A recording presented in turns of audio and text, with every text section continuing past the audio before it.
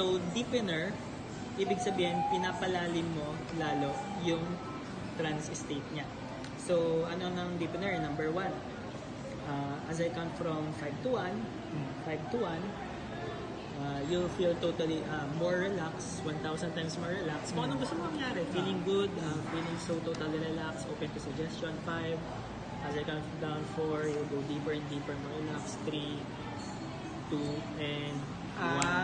Okay. Deepener yan. So, ayan, 5 to, countdown, tawag natin dito, countdown, then relax.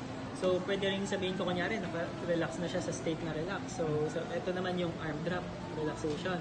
So, kunyari, ayan, relax mo lang. So, habang di ba, nakapikit sila, habang nakaplan sila, sasabihin mo, every time na ibabagsak ko tong arm mo, it will make you 1,000 times more relaxed. That's right. Tapos, identify mo siya.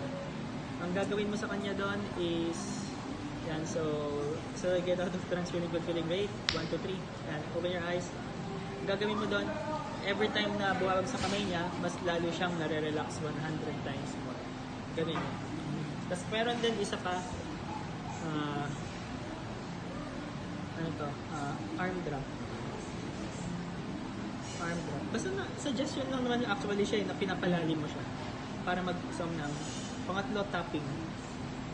Napanood mo yung sa Netflix, napanood mo yung Focus. Freud. Sigmund Freud na movie. Netflix.